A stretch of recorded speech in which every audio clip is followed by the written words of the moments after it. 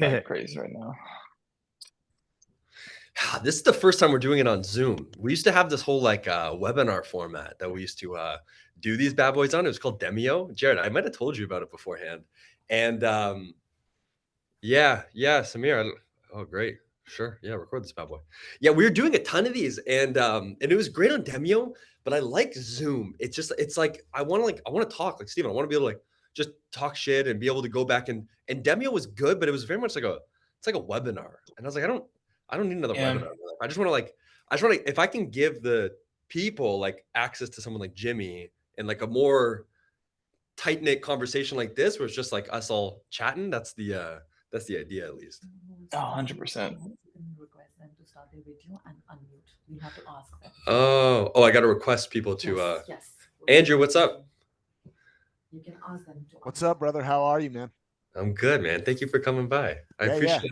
Good to see you. Appreciate the invite, dude. Of course. Tyler. All right, we got Matthews in here. Alex. Charles, what's going on? What's cooking up? Oh, I got to ask them to unmute. Yes. Oh. Because you have that, so that we don't have disturbance when you ask to unmute. Yes. So I can click it. Yes, and once you mute them, they'll not be able to. Oh. So you have the control. Wait, Andrew, try to unmute yourself. Yeah, I can. I'm just clicking it on and off so that I don't make too much background noise or anything. Oh, interesting. Okay, cool. So it works. Okay, that's good at least. Who else do we have in here? We have a Viet. We have John, Natalie, Tyler. Yeah, Guinea. Oh, Jimmy's here. Yes. So now you have to ask him. Oh, I got to ask him. What's up, Jimmy? What's up, team? Yes. Good to see you guys. Ask him where. I think he's there already, I think. Jimmy, where are you at? Can you guys see Jimmy? Yeah, he should be good. I think he's unmuted. He's good. Oh, really? Yeah. Let me just see. Maybe he's at the front. Yeah. Allow you could scroll on the top layer, on the top where the pictures are of us. You can scroll to the right or left to see more people. We gotta. Yes. There we go. There's Jimmy. Jimmy, we put you front and center with Jared and I, man. Let's go. What's up, Blair? Put you front and center. Let's go. I'm fired up. We'll wait a couple more minutes until anyone else that's joining into where. Yeah, we got 25 in the crew. I don't know what this cap's at. I don't think we got the Zoom Premium. So and it's not like a Zoom webinar, so I have no idea what the cap is on it. We had like 100+ people that wanted to come to it. I just don't know. I don't know. We're gonna, I guess we'll find out. We'll find out. So I'm really excited. Where's everyone at, by the way? Maybe just you can throw it into the comments or whatever. Again, this isn't a webinar. I just kind of want to talk shop with all you guys. So feel free to drop it or go off mute or whatever. Danielle, maybe, or Salt Lake City, Utah. Oh, damn, we're getting comments quick. Okay. I'm based all over the place. Nice. Upper Michigan. Stanley's in Greece. Oh, damn, Anthony Greece is crazy. Cool. Irvine, Ocean Park, New Jersey. Yeah, Utah. I'm in Toronto. Jared, you're going to SaaStr later today too, right? I am. Yeah, we're taking a flight right after this. Oh man, going to San Francisco. And Jimmy, where are you at? Just for the everyone to know. I'm in LA right now, but I live in Austin. It's a nice place, man. I'm trying to convince the wife. I've got her pretty close. So we're going down there in a couple months. So I got a couple tours. I haven't told her yet, but like when we're down there, I have a couple tours of places that I'm gonna go show her. And I'm planting the seed now. And I'm like, it's getting a little bit cold up here in Toronto. I think it's about time we maybe a snowbird style. I don't know. We're gonna Jimmy, what made you move down to Austin? Was the trigger there? Yeah, dude, we moved to Austin in 2020. New York City was pretty locked down where we were living and building the brand before. And Austin, you got Whole Foods based there. So it's a good startup community for food and beverage businesses. Texas is a business-friendly state. So it just made sense for where we were at in our lives in the business cycle. Did you guys have any crazy stories in COVID during the lockdown for the brand? For the brand that I was running at that time, there was one day we woke up and we couldn't go into the warehouse and we had to like appeal, and it was a whole crazy thing. Do you guys have any experiences like that? Yeah, I mean, we went to our business is done in grocery stores, right? And our sales reps hit 10 grocery stores a day, and we made the case that we were essential workers, and we had the choice of either furloughing our team or getting them masked up, and we called it helping the helpers, you know, and every single one of our sales reps had the option to take a furlough or to stay in, go stock shelves of not just our products, but all products. And every single one of them did it and on their own accord. And it was great, man. We were filling the shelves with waters, with toilet paper, with coffee, with Dude, whatever. that's awesome. Wow, that's crazy. We anyway, we'll jump into it. My COVID stories are, I feel like they got old age on it with all the warehousing stuff, but yeah, it was intense. I'll okay, we got 40 people. Let's kick it off. Like I want to just say hello to everyone. Yeah, now we got a bunch more people in here. Daniela's in here, John's in here. Evan, what's going on? Herman, Jory. Okay, Jason's in here. What's up? Andrew Muhammad, PJ, Jeff. What's going on, man? Jeff, I'm liking the background. You look like you're in the prisoner of secrets or something, something along those lines. It's pretty badass. It's pretty badass. Okay, I got a couple of things I want to kick off with, and I'm trying to figure out Zoom, so bear with me as I figure this bad way out. I also built a quiz about Jimmy's background that I want to quiz you guys on afterwards. Jimmy, do a quick intro, and then Jared, I didn't even tell you about this either. I got something I want to do with you guys quickly, and I want everyone in the Zoom to go with it, this overrated, underrated. But Jimmy, real quickly, just kind of give a background. Obviously, you got quite the resume. We're hyping you up, so I think everyone in the community already knows. And I want to spend a lot of this time just asking questions. Like, we have some really talented people and some pretty large, we have Susie in here who build better chocolate, like big brands. They have, they have some challenging questions because growth is challenging, raising money is challenging. You've kind of built the playbook and you've been, I would say, to hell and back. Give us a quick rundown, Jimmy, and then I got something I want to fire off with you guys. Yeah, for sure, man. Blair, thank you so much for this opportunity. I want to say hi to a couple friends. Susie, what's up? Susie from Love Good Fats. Her and I go way back to the old trade show days. Yes. And my friend Cambria is on from Guayaki, Yerba Mate. So good to see some familiar faces and names here.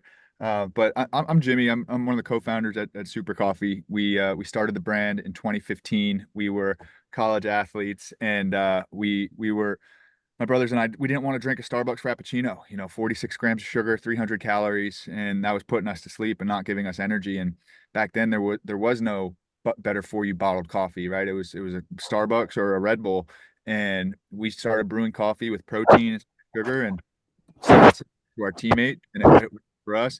And this was before Amazon acquired Whole Foods. So we just rolled up to the neighborhood Whole Foods and we said, hey, we're Super Coffee. We brewed a batch in our dorm room. We brought it to them and said, you guys don't sell anything like this. And that's truly how we got started. I gave us a spot on the shelf and we started pouring samples and building displays. And over the last 9 years, I mean, we've had an amazing ride raising money from, we pitched on Shark Tank, didn't do a deal, but got us in front of different venture capitalists and institutional investors, and we were able to raise a lot of capital and fuel the growth. Business sort of peaked in 2021, and then the last two to 3 years has been super humbling, right? Where burning cash to grow at all costs is no longer acceptable, right? And go figure, that's the logical thing. If a business makes money, it doesn't deserve to be in business for very long. And I think over the last couple of years, we've transformed from this high growth engine to a more sustainable business that is profitable and cash flow positive from operations. But it hasn't been easy, man. We've enjoyed the ride up, to a $500 million valuation, and we've been through the valley of despair, firing people, cutting costs, getting kicked out of retailers. So happy to dive into that. Everything is on limits here. All right. So to that point then, okay, I'm going to do something quick and then we're going to go into, I got a couple of questions, and then Jared, if you have any, in reality, like Susie or Evan or Matt or Stanley, like as you guys have questions, I'm also just going to, like, if you guys don't mind, I'm just going to take you off mute and like ask your questions. Like, again, I don't want this to be like this webinar, like it's a Zoom. There's only 40, 50 of us. Like, I meant to keep this as private as possible because I want high impact time with Jimmy. Like this is the best thing for us. Jimmy, Jared, I'll go through you too, right? So it's a quick thing. It's called overrated, underrated. I don't want an explanation behind it. I just want the first thing that come to your mind. You say overrated, underrated. And I got 10 of them, and then we're gonna go into it. You guys ready? Yeah. Go, Jared, and then let's go, Jimmy. Then go, Jared. Anyone in the comments that wants to go through it too? Like, I want to know your guys' thoughts. Okay, Jimmy, to start. Yeah. Coffee. Let's go. Overrated, underrated. Coffee is underrated. Underrated. Remote work. Overrated. Overrated. Chipotle. Underrated. Way overrated. Intermittent fasting. Overrated. Overrated. Shark Tank. Underrated. Underrated. Family ran businesses. Man, underrated. Underrated. Expos like Expo West, CHFA, whatever the big consumer ones are. Overrated, unnecessary, extra. Don't waste your money. Oh shit. Okay. Okay. Now we're Totally getting overrated. TikTok. Ooh, underrated. I'd say overrated as a SaaS founder. Okay. LinkedIn. Underrated. Underrated. I'd say grossly underrated. Yeah. Yep. Personal branding to grow the biz on the consumer goods side. Underrated. Underrated. Amazon as a sales channel. Profitably. Underrated. Overrated. Okay. And raising capital. Overrated. Overrated. Okay. My assumptions are right, but I think that's like a perfect place, Jimmy. This is where I just want to go into. I want to go into the weeds a bit. Okay. So let's just go back. You did it before. There's brands just like you that are now entering the market, or they're fused into the business, or we have some senior leadership of some of these brands, or we have someone like Evan who's actually like managing a portfolio of brands. You're getting back into it. What is your key advice based off all the years of learnings and getting, you went to the ring, you got punched in the face. If someone's going to go through the journey of raising money now, you just said it's overrated. Like, walk me through the methodology. What would you advise them? What are your suggestions? Just kind of a brain dump of just like, what's your rant about raising money now and like your side on this opinion?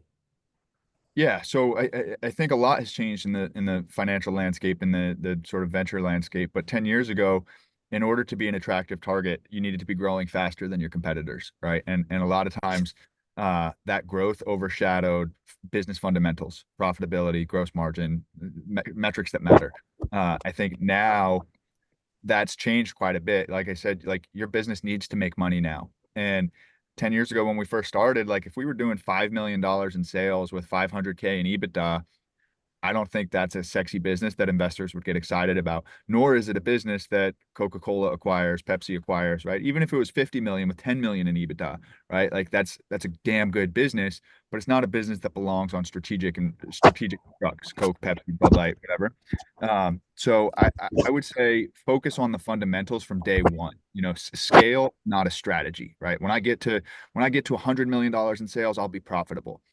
That was okay 10 years ago, and that's not okay now. And I think because of that, it's going to take a lot longer to build these sustainable businesses. The gross margin needs to work from day one. If industry standard's 40%, how do you have a 50% gross margin from the first bottle you sell, right? Not from the 100 millionth bottle you sell. And that goes the same for snacks, for widgets, for anything. And growing sustainably, so like focusing on that core consumer. We used to call it inch wide, mile deep, right? Win one store first, then win the neighborhood, then win the city, then win the region, right? So go deep before you go wide. I see too many brands saying yes to 4,000 Walmarts in their first year of business. Like, that's a fatal flaw. So I would say build a super small consumer loyalty base, make sure the unit economics work, and have a business that with funding, with additional funding, you can scale a strategy that already works, not a strategy that only works at scale. What's the ugly side of that? Like, you've seen both sides. And I guess, Jimmy, maybe just tell the story. Like, you guys' valuation was up to a 500 million valuation. And then that got cut, in half, something along those lines? Yeah. So I think the ugly side of it is venture investors especially, like, their base case for return on investment is 3 to 5 times. So if somebody's buying in at a 500 million valuation, they're expecting to sell the company for 1.5 billion and 2.5 billion, right? I can count those beverage exits on one hand. And for, like, I guess the upside is the bigger the valuation, the longer the runway gets, the higher the pressure to execute becomes. Yep. And you're beholden to investors who need to make a return. And I would say that strategics have gotten smart. Precedent, like Buy selling to Dr. Pepper for 1.7 billion, Body Armor selling to Coca-Cola for 5.5 billion. That people have been burned by overpaying for assets for the last decade plus. So now it's a lot harder for us. You know, we're all under a lot more scrutiny and nobody's going to overpay. So like if our investors told us we were worth 500 million a couple of years ago, Dr. Pepper would have looked at our books and said, this is a $150 million business, right? Or this is a $200 million business. So I think that incentives aren't always aligned. And the founder in me is like, yeah, go get the biggest valuation you can get, but you need to understand the second order effects down the line. Like if you're getting a big valuation, what are you signing up for? And the last thing I'll say, whether you're doing a high growth strategy or building it for the long term, these are 10-year decisions, right? This is not, I'm going to build this thing for 3 years and flip it. That doesn't happen, right? That's not a strategy either. Like you need to build a brand that's going to be around for decades. Do you did you get offers from some of those big boys like the Dr. Peppers and the Keurigs of the world? We're distributed by Anheuser-Busch nationwide. We have a national distribution agreement with them, but we know all of them, right? I know Dr. Pepper and Pepsi and Coke, the CEOs, the heads of M&A, and they're like, look, call us when you get to 150 million in sales and you're not losing any money. You know, like we love what you're building. It's awesome. You go burn your investors' capital to build a brand that someday we'll acquire. And if you don't get there, then we'll like no harm, no foul. So like they're just getting smart, you know, and they're getting patient and they don't need to buy us, right? Like I always say that like great businesses are bought, not sold. Like you can't sell a company if there's nobody there to buy it, right? Or if nobody's interested in buying it. So I think building a good business is critical because you can control it and run it forever if you need to, or you'll have an opportunity to sell it because it's a good business. Now, is there brands though? Like obviously some brands still are raising. Like, is there a scenario you're pretty against? I would say raising for like a new brand. Is there places where it makes sense? Like whether it's the category they're in, is it the revenue threshold, and they're getting bottleneck, and the growth is so bad? Like, how would you look at a brand? Because you talk to a bunch of founders too. How would you know if like, hey, this might actually make sense to raise because of X, Y, Z, or is it always like 9 times out of 10 they're not? Like, how do you think about that? Yeah, so for my brothers and I, like we didn't come from money. You know, our mom works at the YMCA. Our dad was a construction worker. Like that, we didn't have anybody that could fund this thing. And in order to sell a beverage, you have to make the beverage. So for us, like raising money was our only option because we needed the dollars to actually get started. And because our gross margin was so low in the early days, and our velocities were like we were supporting them a lot with a big sales team and marketing, we were spending more money than we made. So we were in this vicious cycle of always having to raise money. But again, we wouldn't have been able to do this without investors. And I think because we're so used to raising money in the early days, it became this slippery slope of like, what do investors want to see in our business rather than how do we build a good business? Meaning investors want to see growth. So let's invest in growth, right? Like, I don't care if we have too many sales reps. I don't care if we're spending too much on trade spend and discounts. Like if our valuation is going to go up because of it, that's the behavior that's going to get rewarded. So we're going to do it. And then on the flip side of it, so the answer is like, if you don't come from money, if you don't have money, raising a seed round from angel investors is the right thing to do to get started. Yeah. If you have a couple $100,000 saved up and that's all it's going to cost to go all in on your dream and your idea, bootstrap the hell out of that thing. You know, like I think that's how I would think about this. And then later down the line, yeah, there's strategic things. You know, if you want to build a $20 million factory because your long-term gross margins are going to improve, go raise money to do that. You know, but if you want to raise 20 million to go spend on Facebook ads, I probably wouldn't do that. Got it. I got super. a quick follow-up question. Do you regret raising at a $500 million valuation? Like, do you feel like it pigeonholes you into like you have to have a big outcome for it to pay off big time? Or it's like, no, I would do the same thing. Always raise at the highest valuation. And just to that question, do you think you have to, based off of like your growth trajectory? Could you have done this without raising? No, we could not have built a beverage brand to as fast as we did to the scale that we did without investment capital. I don't regret anything, right? Like everything we did was to grow the business, meet expectations, clear the next milestone, clear the next hurdle, launch the next retailer.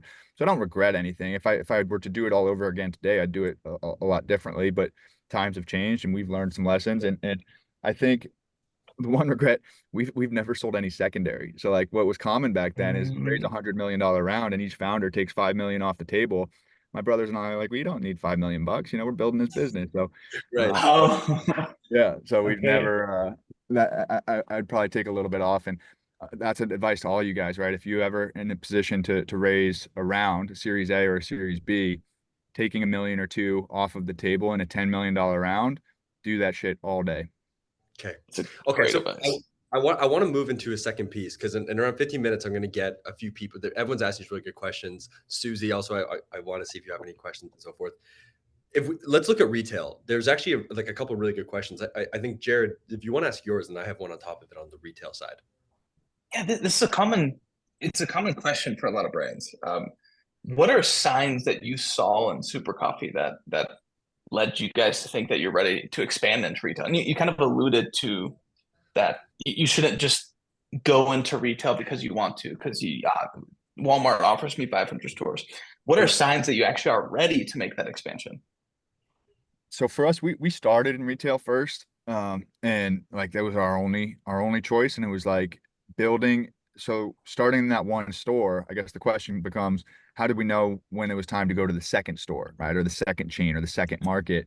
And our standard was super high. It was, we're not leaving the store until we're the best selling bottled coffee in that store. And for some stores, that took 2 days of weekend demos, and we did that. And then for others, it took a couple weeks, couple months to get that brand awareness and that repeat up. I think what's tricky for us and a mistake that we probably made early on is we convinced ourselves that our velocity was great because the product was great and the brand positioning was great. Meanwhile, we were working our asses off to make that velocity great. You know, we were pouring samples every single weekend. We were merchandising shelves 2 to 3 days a week. You know, like we were supporting that velocity, and you got to do that in the early days to build a brand. But the question becomes, without that support, what are the true velocities? So I would say you have to have some signals of outlier velocities, right? You're selling first quartile in the category. For us, if Starbucks is the leader in the pack, we were the second or third brand right behind them, you know? So I think being in the top quartile of your category is critical. If you're in third quartile velocities, meaning the leader is 10, middle of the 10 units per store per week, the middle's 5 units per store per week, and you're like 2 or 3 units per store per week, that is, you are not ready to scale, right? You are not ready. You haven't figured out your product market fit. You haven't figured out your packaging. There's something wrong with your flavor. And I see people who just land grab. Like you can go from 100 stores to 200 stores in a year and double your sales just because you doubled the amount of places that sell it. But that doesn't tell me anything about the health of your brand or business. What if so we have some people I know even that are some in the chat that are heavy D2C, heavy Amazon, like retail, like they haven't got there yet. Is there like what are those mental signals you're going through? Is it until they approach you? Is it okay, you guys did $3 million in revenue. Now like, you know, retail starts to make sense because Target, like we're doing Walmart.com like marketplace well, that means retail. Like what's that mental checklist if I'm an ecom brand or Jared's runs his ecom brand, I say, hey, we want to go into retail. Like, how would you decide if that's the right decision to make? Yeah, I mean, for D2C brands that have healthy gross margins and are profitable online and have like a good flywheel going, I would grow as big as you possibly can, you know, and that No number is not retail. 10 million. Like that could be 100 million in ecom sales. Like LMNT, a single SKU, single products with different flavors. We're gonna do 400 million in sales this year, 100 million in EBITDA, pretty much ecom only. Athletic Greens doing more than $500 million in sales, ecom only, right? So like you can build massive ecom businesses, and you can imagine both of those brands turn down Walmart and Whole Foods every single day. I think that if you're maxed out, like if you go from 1 million online to 4 million online to 10 million to 12 million, and you start to see things slowing down, you need to ask yourself, like, what can I do to grow this faster? Because ultimately, like the ceiling online is pretty high. And getting into retail is a different business. Like you have to build an operations team, you have to build a logistics team, you have to build a sales network, a brokerage network, right? Like it is super complicated compared to ecom. So I would grow ecom as big and as long as you can. And yeah, if Whole Foods is knocking on your door year after year, you have the leverage, right? Like, hey, Whole Foods, I'm only coming in if you give me an end cap in the highest trafficked aisle of your store for the first 6 months. You know, like rather than like I've been in this situation for 9 years where I find the buyer of the store that I want to get into, and I send them emails that get unanswered. I show up at their office like a creep. Like you're basically begging to get in, and you Right. don't have any leverage, right? And guess what? That's the situation that most brands are in. Who's the buyer? How do I get there? How do I get a meeting? Rather than, holy shit, Target and Whole Foods are coming to me because what I've done online. Like if they're approaching you, would you still advise against it? Like say they get approached by Target to buy, maybe it's a sample, or we had a group that just got offered by Dick's to get into it. Their big e-com presence, that's $500,000, right? Like what's the ugly side of them signing? Like what's that will actually entail, Jimmy? Because I think looking from the founder side, or the VP of e-com, or the CFO, like that's an extra $500,000 a year for Dick's Sporting Goods, or through a Target. That seems like a no-brainer, right? Like, can you argue why that isn't the best bet? It's so tempting, right? Because you're right, it's a big check size, but that Right. fill order doesn't matter as much as the repeat order and the next order after that, right? So like if they come to you offering something like that, you have leverage and say, what I would do in that situation, let's say Target wants to put you in all 1,700 stores and they're hitting you up. I would say, look, guys, we're not ready for retail. This is my response to Target. We're not ready for retail. However, I see that New York City and Los Angeles are my two best markets for e-commerce. So give me your 100 best stores in New York and your 100 best stores in LA, and I will tell all of my online loyalists to go into your stores. But don't put me in Minneapolis, right? Don't put me in Ohio. Don't put me in Florida, and we'll launch there when we're ready. Some retailers will say, screw you, all or nothing. And others will say, if we really want your brand, we'll do that. Because there's the 80/20 rule is so real. 80% of the stores you don't even want to be in the first couple of years. Yeah. So find the best ones. How the hell did you land Starbucks? Give us that one. That's Starbucks. that's a huge account, right? Like, and not many Starbucks I know is kind of the aura. I know Midday Squares did it. What did you guys do to actually get inside the Starbucks, or did they approach you? So we're not in Starbucks. There's a Starbucks in Target, and like these licensed stores, and they have Right. open air coolers. And that was just one-offs. Like our sales reps would go stock those coolers with super coffee, Oh one wow. one Get by out of one. here. Yeah, Okay. yeah, you get in trouble for doing that nowadays. But we made for a great LinkedIn post. Okay. That makes complete. Jared, anything else on the retail side? No, my question, this is part two of it. When do you think you're ready to expand to Canada, Mexico? What are some Yeah, signs what that? did international look like, Jimmy? Like, and how did you think about that? And obviously, you coach and talk to a bunch of brands now. What's the right time, or is there a right time?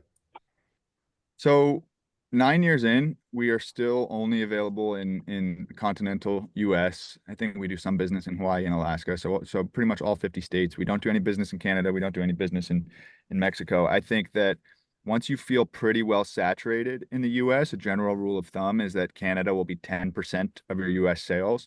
It gets complicated by each category, meaning like for us, we would need to add French to our labels. Monk fruit is apparently a banned substance. Our sweetener is a banned substance in Don't get Canada me because of the started. maple syrup guild. No, man, Susie it's knows all crazy. about that. Yeah. Yeah. And so like for us operationally, it doesn't make sense, to change our labels, to launch a new product, to have a new distribution and deal with foreign exchange rates and all of that for an opportunity that could be only 10% of our US business, I think is tricky. But for others, there may be strategic opportunities to go in depending on the product. So one of the questions that I got even before this, they're in the group chat now. I just don't know if they want me to say their name, but he just started a new role, and he's now starting to crack into all the different retail channels. They do, I think it's like 25 million D2C. Amazon's growing, they're profitable. They want to enter retail. They've already made that decision. What's your playbook of getting, like, how are you breaking down doors to get into these retails? Like, you guys scaled up to what? The numbers online were crazy. You need to tell me if it's right. Like, it was like 70,000 plus stores. So maybe going back to day one, like, how are you cracking into these? Whether it's a Costco and a Target, if it's the smaller guys, you said it's almost like win one. But are you cold calling? You got a sales team doing this? What's the methodology, and maybe what was it then versus what is it now?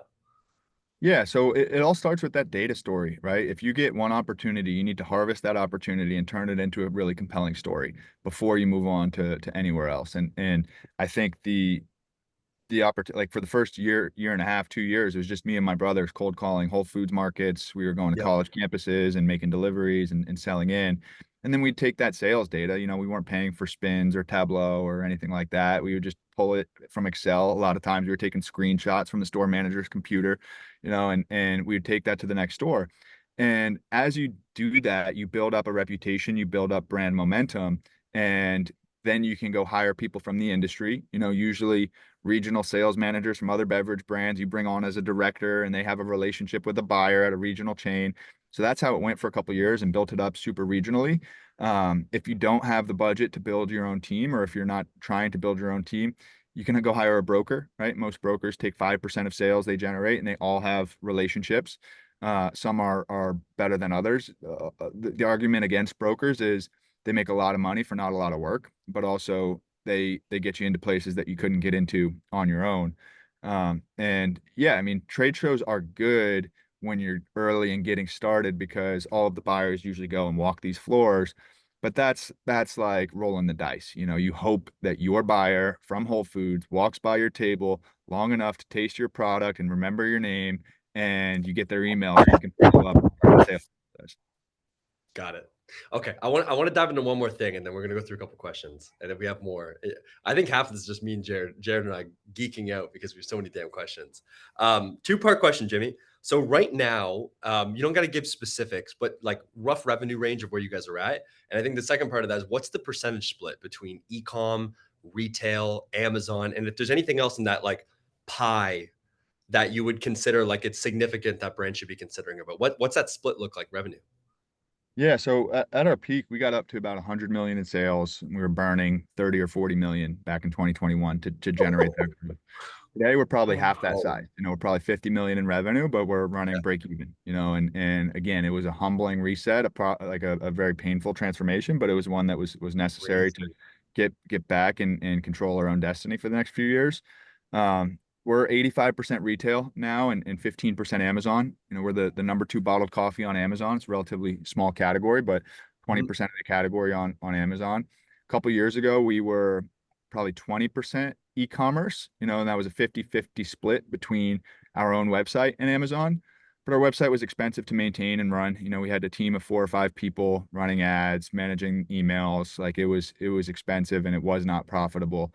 So we pushed that over to Amazon, and we have 1 person managing it now. So it really all depends. I mean, if you have high gross margins and the whole acquisition funnel is working, like your CAC to LTV is strong, you have a high repeat rate, you can invest in ads. You can invest in a team to run the ads. You can invest in podcasts, things like that. So it's just different for everybody.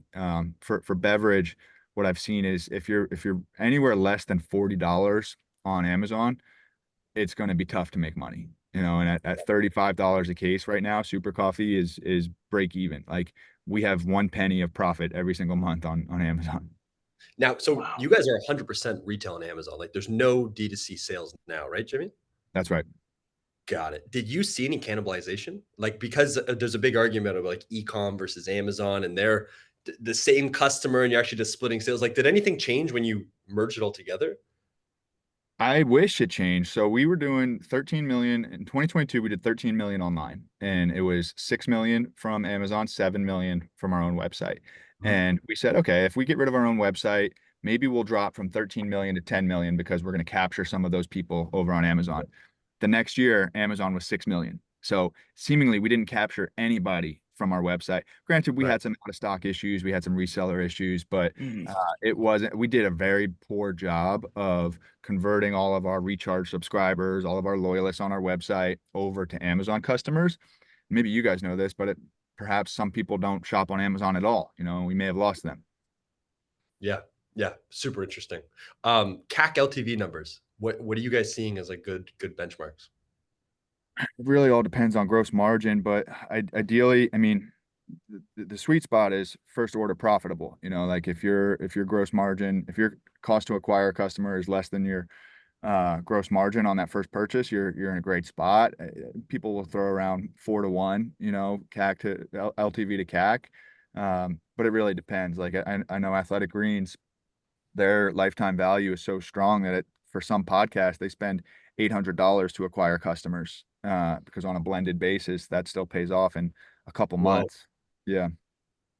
And how do you think about, so now you have Amazon retail, that's like an 85-15 split. That makes complete sense. How do you think about profitability on both of those? Like what, and how does the strategy change?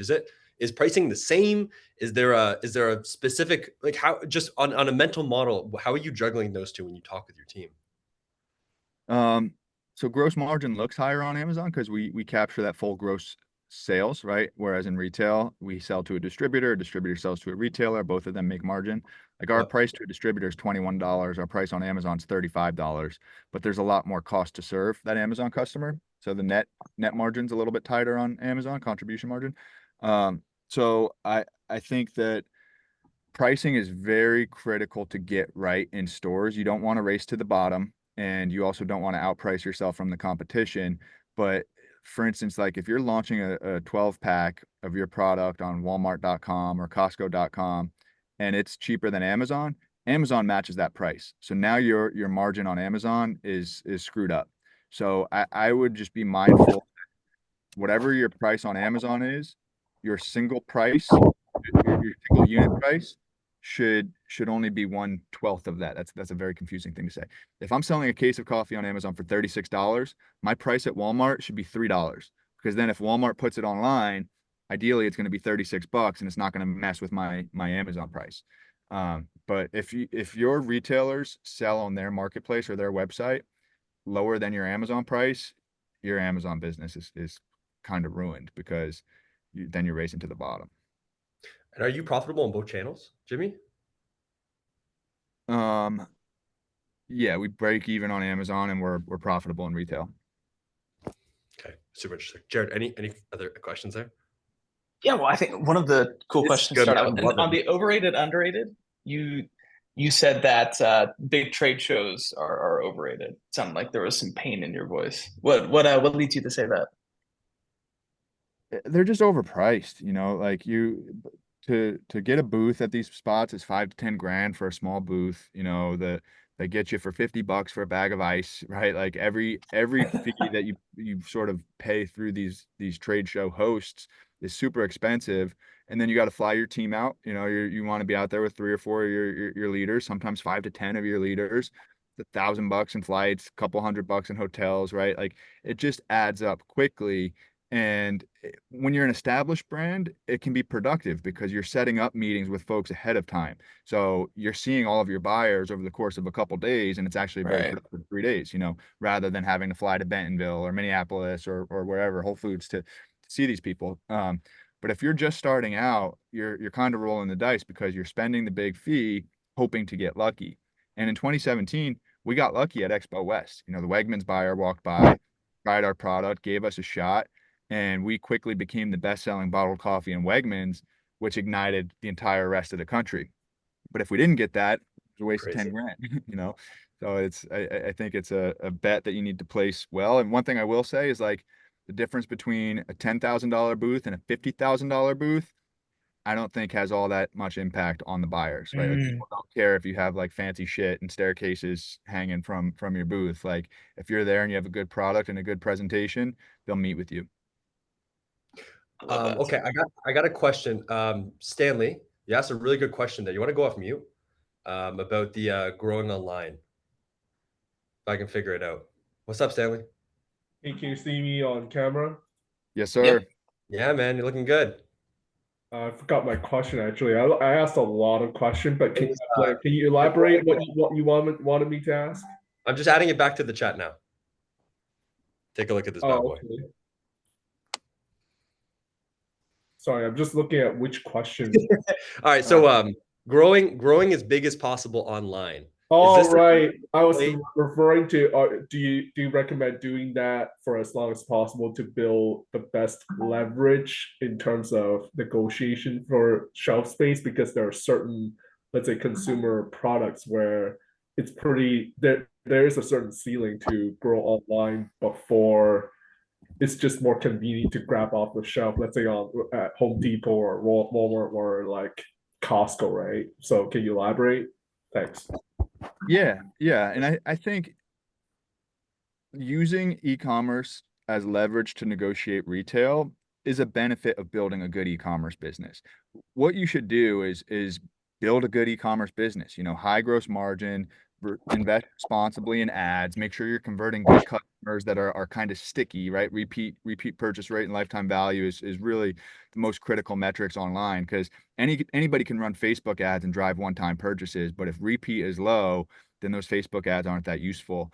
So I'd really focus on your online metrics. And if that flywheel is working, like your gross margin is strong enough, you're profitable, the ads are working, like you have a pretty good incremental ROAS on those, then just keep going until that starts to slow down.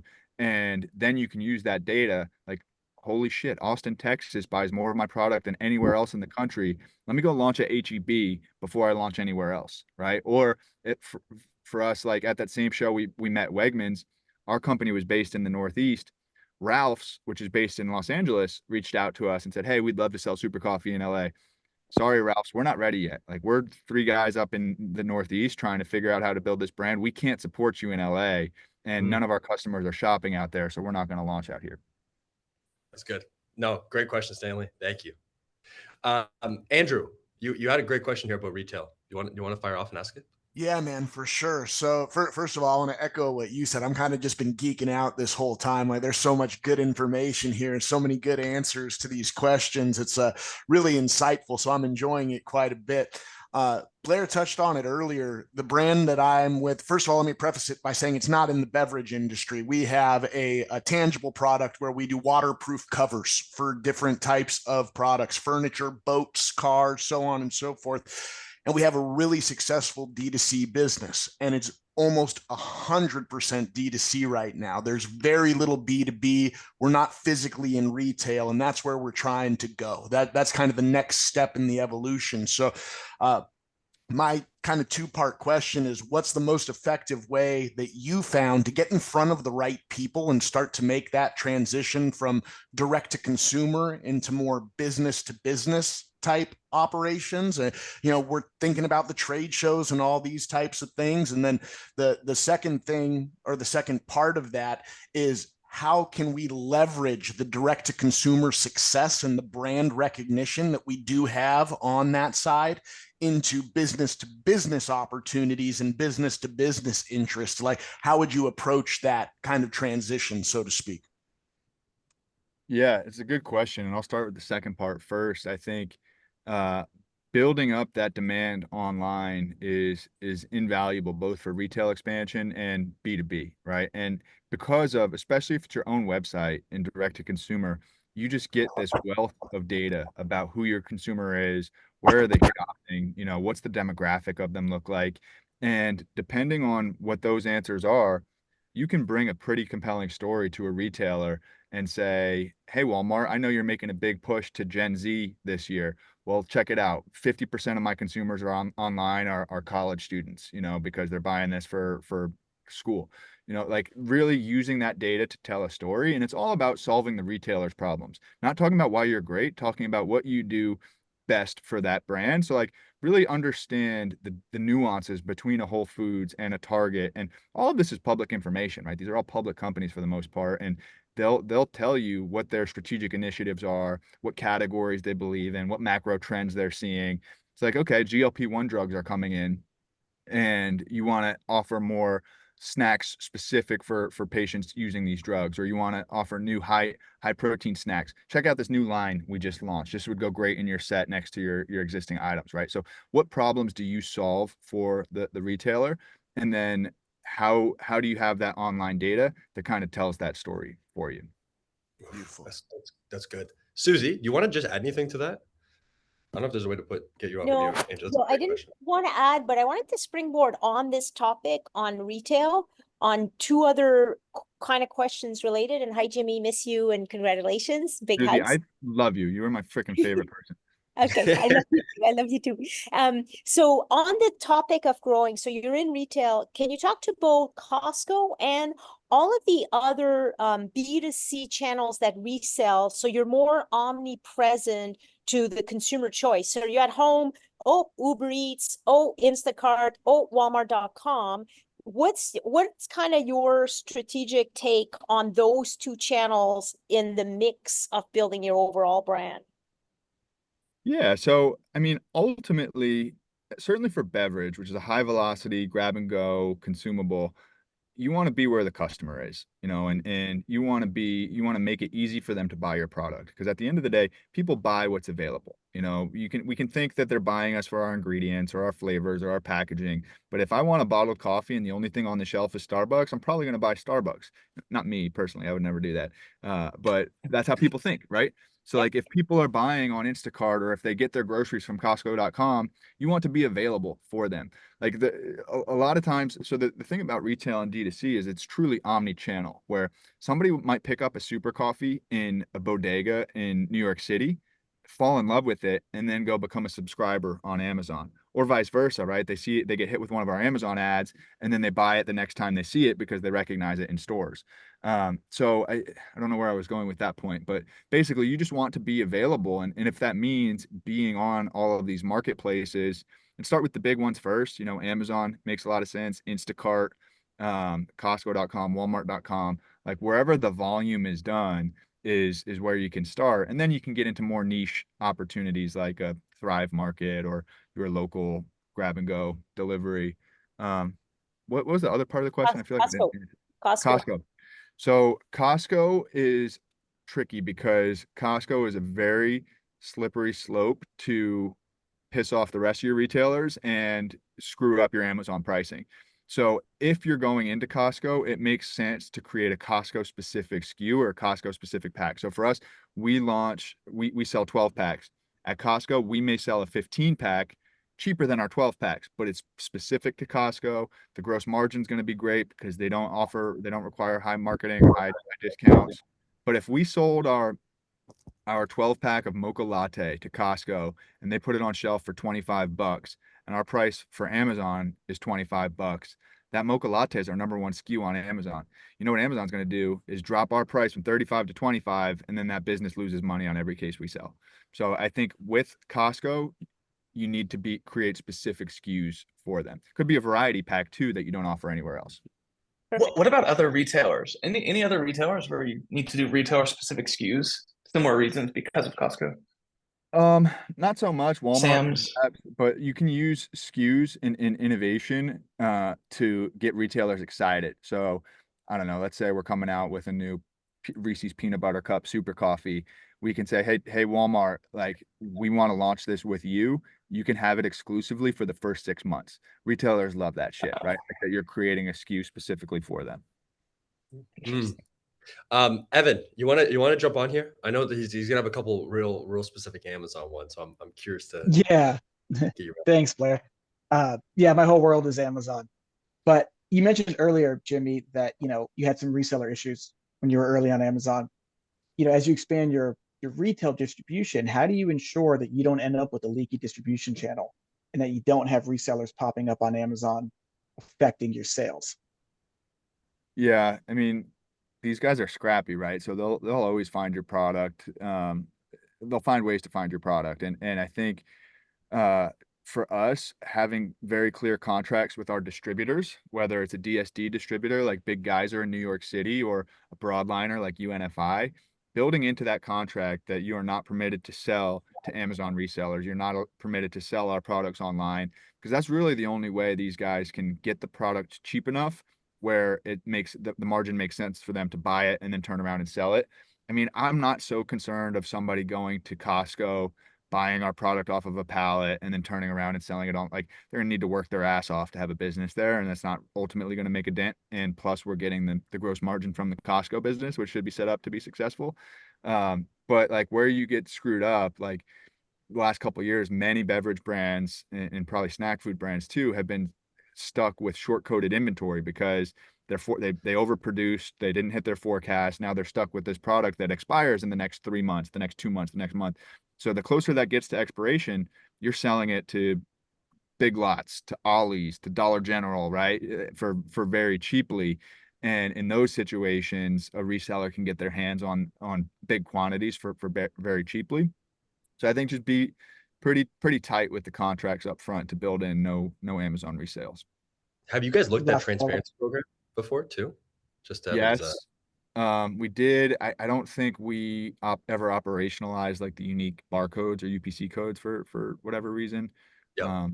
I think one solution too, maybe the Amazon experts know better, but I think Amazon 1P is a lot better at managing the reseller network because they own the product and they can shut down stuff. So, you know, the one thing that's actually changing, we just saw a notice, it's going a little bit viral in like the weird Amazon niche communities that I operate in, is that Vendor Central, which I'm just curious, Jimmy, your take on 1P versus 3P, is that we saw a couple brands that are anywhere from like 5 to 10 million through 1P. They gave random notice that in November they're shutting down entirely. So these brands that are historically like a purely driven 1P business, as of like November 14th, they have to completely, they're like, no future POs are happening. We're closing the vendor. It's nothing personal. And now the brands are just like, you know, they've never operated a direct to consumer business. I'm curious, Jim, if you've seen any of that or your opinion on 1P versus 3P. I haven't seen that yet. From us. I think that we've always been 3P, and it allows you more control of the pricing, more control of the product experience, the listing. And that, I think that it has been helpful for us. You know, we've always been less than 10 million on Amazon, so it's generally not that big. I think there are some benefits to 1P, and that is more sort of predictable revenue, bigger orders, you know, shipping product in like that, more reliability. And then you get Amazon supporting it and pushing it. Like there's some products that are always bigger than us on Amazon, and that's because they are 1P. And bigger brands, right? It's Starbucks, but we don't have access to some of those resources that they do through the 1P program. Samula, you want to jump on live chat here? You're hustling me. I want to make sure I got your question in with Jimmy while we had him. We'll fire off like 2 to 3 more questions, and we'll let Jimmy go. We appreciate you, man. Sam. Hi. Hello, everyone. Hey. Thanks, Jamie, for information. And I'm actually from Afghanistan, and here is very late night. It is 12:20 a.m. Everyone is sleeping, and I can't open the camera. Sorry for that. Don't worry. What's your question? So my question is from Jamie that from how many products we should start our brand? Should we launch multiple different products, or we should focus on one idea and one product? Sam, it's a good question, man, and I really appreciate you tuning in. Hopefully you can go to sleep soon, have some coffee in the morning. So I think focusing on fewer SKUs and getting it right is critical. And having that one hero product that people love, maybe you offer it in 2 flavors. Don't get too cute with what you launch. For us, our top 2 sellers on Amazon are mocha and vanilla. Top 2 best-selling bottled coffee flavors nationwide for Starbucks, for Dunkin, for anybody are mocha and vanilla, right? And then what you can do to test innovation is do limited time onlys, where you produce a small batch, you launch it for around a holiday, you know, a pumpkin spice latte, a white peppermint mocha latte, right? And it sells out in 3 months. That way you're not stuck with inventory. If you find something that does really well and people are begging to come back, maybe you make it a full-time SKU. But innovation is a slippery slope because it can cannibalize your SKUs, and it becomes very expensive to deal with overproduced innovation. So I think start with 1 or 2 SKUs to give people options and get those really right before you think about adding more. Great. Thanks, Jimmy. Steven, maybe a bit of context too with your question. I think it's a really good question. Yeah. Thank you, Blair. Hey, Jimmy, my name's Steven, and I have a company called The Salon Guy. I've been a hairstylist in the beauty industry for 30 years. I created a hair product business my brand about 15 years ago, and my own product line, hair products, you know, paste, shampoos, all sorts of stuff about maybe 7, 8 years ago. I was one of the first kind of OGs to be a content creator in my space and my industry, built it from the ground up. And now, because of, you know, TikTok and social media and influencers and stuff, I'm someone who's created my own hair product brand from like the ground up and been through the trenches and, you know, being on Amazon and Shopify and trying to grow my business. My competition nowadays are these 19-year-old influencers who have good looks, have nice hair. They're making products in their kitchen, and they're stealing big chunk of the market, and they're creating these wars. And I'm just like, these kids know nothing about the hair industry, the salon industry. So how could I deal with this competition? Is this something you've dealt with before? Because it's starting to happen with more and more products being made in China. They're just coming out of nowhere and selling like a gazillion units out of nowhere with no brand recognition or nothing. It's becoming really challenging. Yeah, I hear you, brother. And first of all, I rock the same hairdo as you, so we should Nice, bro. we should launch a product that helps grow our hair back. That's a Yeah. billion-dollar product. I think every entrepreneur needs to answer two questions, right? Why will you succeed at first? I think we can all answer that one. You know, our product's different enough. We're an expert. We're the first mover in the market. And then once you have success, the second question you need to answer is, why will you succeed once others copy you? And that one's a lot harder to answer. There's some pretty technical things, like I have a patent that nobody else has, right? I'm the first mover here and nobody else can create what I've created, or I've trademarked, right? And then there's some that are more qualitative, like my brand. You know, I've spent the last 8 years building a brand that is unique and meaningful, and my competitors can't rip off. For you, I think that, look, this is a game of attrition. All of these people that are coming and biting at your ankles right now, they're not going to be around in a couple years. But I'll tell you, look, if there's 500 people out there that only sell one product a month, that's 500 products that you're not selling that month because of all these little ankle biters. So you definitely have to find ways around it. I think being honest and candid and transparent the way you are now, people love that shit. You know, so put the camera in front of your face and talk about it. Like, look, guys, I've been here 8 years ago. I'm going to be here in 8 years. Listen to me, listen to what I've learned. But like, don't try and beat them at their own game. Like, I've tried to be a 18-year-old influencer as a 30-year-old man, and it just didn't work out. I'm like, this is awkward. You know, I'm outdated. So find what's unique to you and your brand, and go do more of that. Thank you, bro. Cool. Thank you, Blair. Appreciate it. Thank you, Jimmy. No, of course, man. That was a really good question. Jimmy, let's wrap this up. I think the key of what I just want to take away, you know, you've built it. You guys are continuing to build it. Is there any key learnings? Like, if you had to go back, like, and you just wish someone told you something, any key things that you just want to drill into the audience? Like, you know, we're all growing businesses here, and growing's hard, and there's a cost of growing. What are your suggestions or kind of final thoughts? I think you need to build something that is authentic, and it needs to be for you. It cannot be for anybody else, meaning it cannot be for investors. It cannot be for a strategic acquirer someday. And the funny thing about building something authentic and building a good business is people will feel that authenticity. They'll feel how much you care about it, right? You'll build a quality product because it's something you care about. And ultimately, building a good business is going to give you that optionality, right? This could be something that you run forever and grow it slowly and pass it off to your children.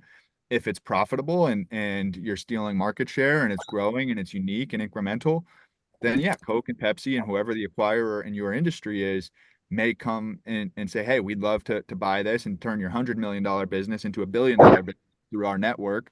But I would not build something to say in 5 years, I'm going to sell this at this revenue multiple to these people. And it just doesn't work that way, right? Like your heart's going to be in it for all the wrong reasons. If you build a good business, you're going to control your own destiny. It's a lot harder. It's a lot easier said than done. So I'll leave you guys with that, but build for yourself and nobody else. I love it. I love it. No, I appreciate you guys all coming to this. Jimmy, thanks again, man. I appreciate you. You know, it's you're a busy man, so I really appreciate you and spend the time to answer these questions. Obviously, the audience got a ton of value from, and they're still firing questions. So we'll have to have you on at another point in the future. Guys, my pleasure. Hit me on LinkedIn. I'll try and get to any questions you guys have, but send me a DM, comment on these posts. That'd be awesome. Cool, thank you guys. Have a good week. Yeah, let's go. Of course. Thanks, guys. And It's anyone, amazing. I'm going to be, I'll be hosting a meetup next Friday in Toronto with Jake Carls, Mike Fata, Susie. Obviously, you got to be there. But anyone else in Toronto, Jared, if you can make your flight up, Jimmy, it's a reach, but you know, you're absolutely invited. You got the driver's seat there if you can end up making up. It'll be next Friday with CHFA. We're going to do the post-party event. Like, we just finalized. Now I got to build the landing page tonight with the crew. So anyone in Toronto, please come out. And Jared, I don't know your availability, but absolutely. See you next Okay. week. Thanks, guys. Thanks, Nice guys. seeing all of you. See ya. Bye. See you guys. Bye.